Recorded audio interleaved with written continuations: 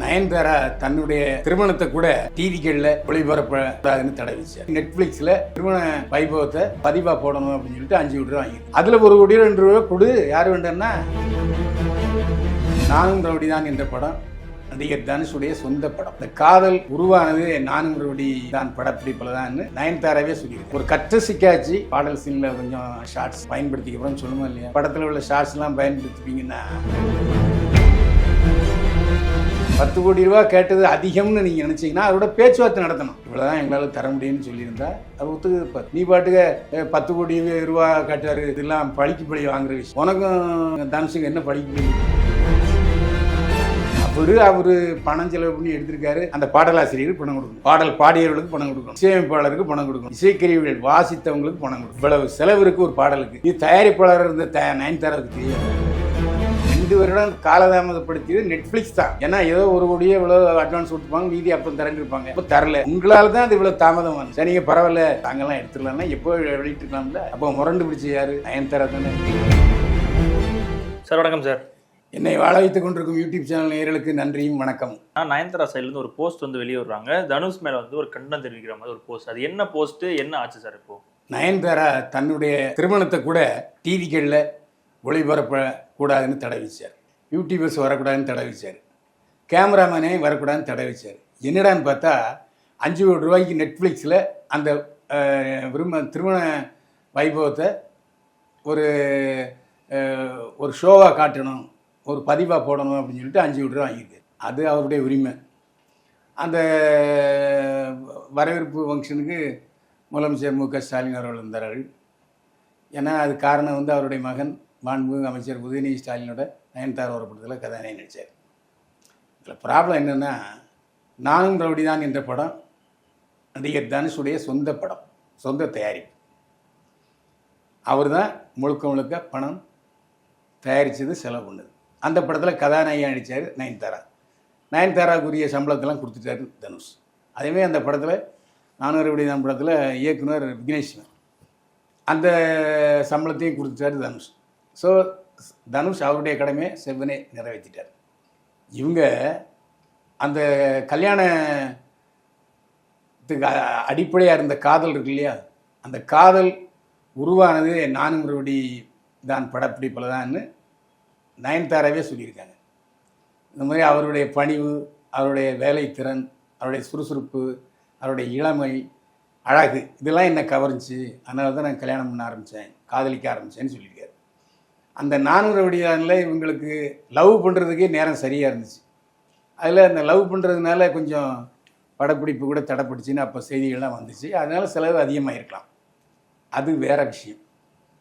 இப்போது 400 வடிதான் படப்பிடிப்பில் தான் காதல் துவங்கிச்சுன்னா அந்த படப்பிடிப்பில் நடந்த ஷார்ட்ஸை, பாடல் காட்சிகளை நீங்கள் உங்கள் வீடியோவில், அதாவது நெட்ஃப்ளிக்ஸுக்கு 5 கோடி ரூபாய்க்கு விற்ற வீடியோவில் இடம்பெற செய்யணுன்னா காசு கொடுக்கணும் வேண்டாம்? ஒரு கற்ற சிக்காச்சு சார், இந்த மாதிரி அந்த பாடல் சீனில் கொஞ்சம் ஷார்ட்ஸு, 400 வடிதான படத்தில் ஷார்ட்ஸு நாங்கள் அதை பயன்படுத்திக்கிறோம்னு சொல்லுமா இல்லையா? நீங்கள் பாட்டுக்கு என்னமோ தனுஷ் தயாரித்த படத்தில் உள்ள ஷார்ட்ஸ்லாம் பயன்படுத்திப்பீங்க, படத்தில் உள்ள ஷார்ட்ஸ்லாம் பயன்படுத்திப்பீங்கன்னா அப்போ ஒரு செய்திகள் வந்த உடனே அவர் என்ன சொன்னார்? எனக்கு 10 கோடி ரூபா கொடுன்ட்டு சொன்னார். இந்த பிரச்சனை முதல்ல ஆரம்பித்தவர் தனுஷ் தான். தன்னுடைய நானும் ரவுடி தான் படத்தினுடைய சில காட்சிகளை செல்ஃபோனில் படமாக்கி, பாடல் காட்சிகளில் உள்ள சில ஷார்ட்ஸையும் செல்ஃபோனில் படமாக்கி விக்னேஸ்வரன் அந்த குறும்படத்தில், திருமண குறும்படத்தில் பயன்படுத்தியிருந்தார். இதை வந்து முறையாக தயாரிப்பாளருங்க முறையில் தனுஷ்ட அனுமதி கேட்கல. அதனால் இது பற்றி விளக்கம் கேட்டு நயன்தாராவுக்கு தனுஷ் நோட்டீஸ் அனுப்பியிருந்தார். அந்த நோட்டீஸுக்கு பதிலளிக்காமல் இப்படி குண்டக்க மண்டக்கன்னு நயன்தாரா அறிக்கை வெளியிட்டிருக்கிறார். இதுதான் கோபத்தின் உச்சமே தவிர, பழிக்கு பழி வாங்கலே தவிர தனுஷ் மீது எந்த குற்றமும் இல்லை. 10 கோடி ரூபா கேட்டது அதிகம்னு நீங்கள் நினச்சிங்கன்னா அதோட பேச்சுவார்த்தை நடத்தணும். நாங்கள் கொஞ்சம் நேரம் தான் பண்ண போகிறோம், இந்தாங்க இவ்வளோ வச்சுங்க அப்படின்னு சொன்னால் அவர்கிட்ட சமாதானம் போகணும். இது ஒரு வியாபாரம். வியாபாரத்தில் நெளிர் சுழிகள்லாம் இருக்கும், ஏற்ற இறக்கம் இருக்கும். இப்போ மாடுபிடி சந்தையிலே போனோம்னா விரலை வச்சு அப்படியே சொல்லுவாங்க. சொல்லும்போது இது பத்தாது, ஐயே சரியாக வருது, இன்னும் கொஞ்சம் மேலே, இன்னும் கொஞ்சம் மேலே அப்படின்னு சொல்லுவாங்க. அது மாதிரி பேரம், பேரம் பேசுறது. இப்போ ஒரு படத்தை வந்து டிஸ்ட்ரிபியூட்டர் விலை கேட்குறாங்க அப்படின்னு சொன்னால் டிஸ்ட்ரிபியூட்டர் இவ்வளோ தான் சார் எங்களால் தர முடியும், இல்லை ஐக்கியசிங்கமாக நான் படம் இன்வெஸ்ட் பண்ணியிருக்கேன், ஏற்பாடு இருக்கு அப்படின்னு சொல்லும்போது ஏற்ற இறக்கம் இருக்கும். அப்போ நீங்கள் தனுஷ்ட போய் கேட்டுக்கணும், இவ்வளோ தான் எங்களால் தர முடியும்னு சொல்லியிருந்தா அவர் ஒத்துக்கிருப்பார். ஏன்னா இவங்களும் இலவசமாக ஒன்றும் நெட்ஃப்ளிக்ஸுக்கு தரல இல்லை சார் இப்போ. அதான் 5 கோடி ரூபா வாங்கியிருக்காங்கல்ல, அதில் 1 கோடி 2 ரூபா கொடு, யார் வேண்டாம்னா.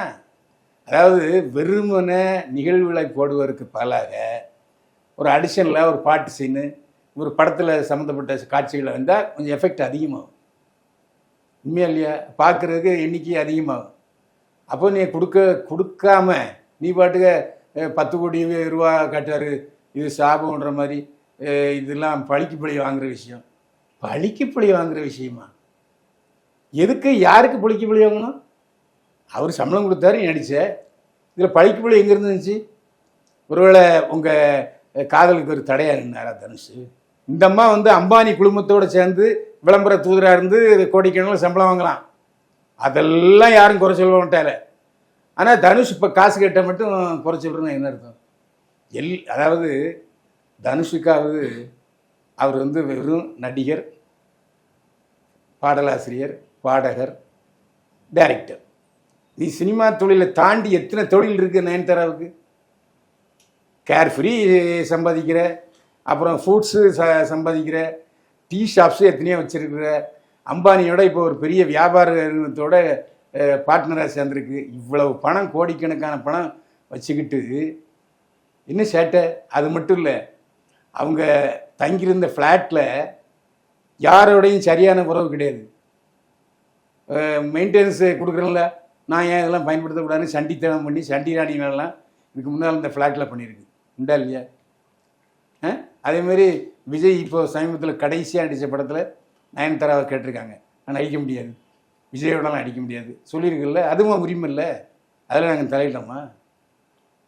அப்போது நீ வந்து விஜயோடத்துக்கு மேலே நடித்தது இல்லையா, இல்லை விஜயோட ஏன் நடிக்க மாட்டேற அப்படிலாம் நாங்கள் கேட்டோமா?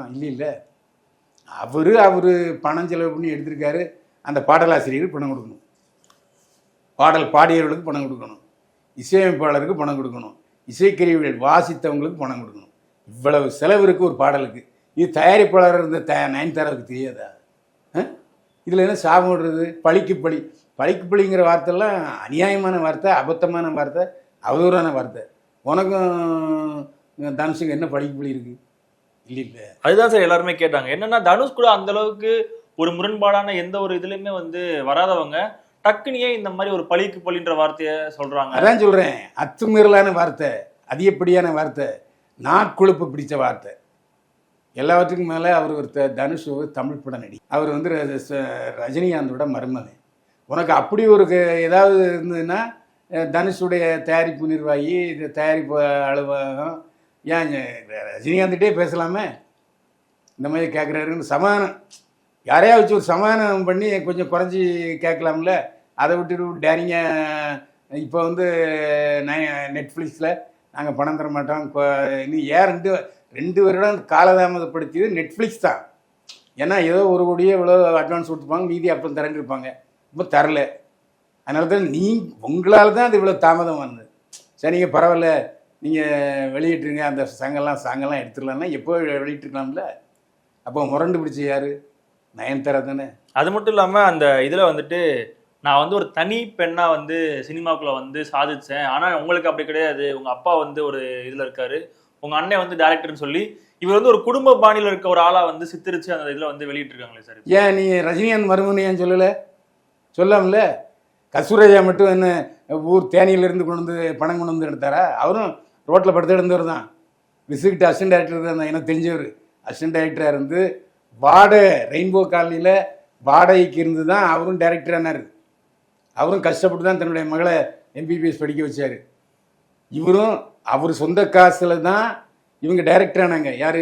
அண்ணன் செல்வராமன் டைரக்ட் பண்ணார், இவர் நடித்தார். அதை சொல்கிறதுக்கு நயன்தாரா யார்? ஆனால் இப்போ இந்த இது வந்து பார்க்கும்போது தனுஷை வந்து கேரக்டர் அசாசினேட், அதாவது அவரோட கேரக்டரே வந்து ஒரு தப்பான ஒரு ஆள் அப்படின்ற மாதிரி போர்ட்ரே பண்ற. ஏங்க இவ சொன்னதுனால தனுஷுடைய கேரக்டரே கெட்டு போயிருமா? அவர் ஆங்கில படத்தில் நடிச்சிட்டாரு, ஹிந்தி படத்தில் நடிச்சிட்டாரு, இப்போவும் இட்லி கடைங்கிற படத்தை டைரக்ட் பண்ணிட்டு இருக்காரு, பவர் பாண்டி படத்தை வெற்றி படத்தை டைரக்ட் பண்ணவர், எத்தனை விருதுகள் வாங்கியிருக்காரு, எத்தனை சமூக விழிப்புணர்வு படங்கள் எடுத்திருக்காரு. உன்னை விட அதிகமான சமூக விழிப்புணர்வு படங்களில் நடித்தவர் தனுஷ். அவரை குறை சொல்றதுக்கு நயன்தாராவுக்கு தகுதி இல்லவே இல்லை. அதே மாதிரி இந்த போஸ்ட்டுக்கு வந்து பாத்தீங்கன்னா நடிகைகள் நிறைய பேர் வந்து ஒரு வரவேற்பு தர மாதிரி லைக் பண்ணியிருக்காங்க, ஷேர்லாம் பண்ணியிருக்காங்க. அந்த நடிகைகளை யாருன்னு பார்க்கும்போது தனுஷ் கூட சேர்ந்து நடிச்ச ஒரு நடிகைகளா இருக்காங்களே சார், என்ன காரணமா இருக்கும் சார்? அப்போ ஏன் நடிகைகளுக்கு பணம் தானங்க வருமானம், அதனால அவங்க சப்போர்ட் பண்ணுவாங்க. நன்றி இடமா இருந்தாங்கன்னா அதுக்கு யாரு தப்பு? ஓகே சார், நன்றி சார், தேங்க்யூ சார். வாழ்க வளமுடன்.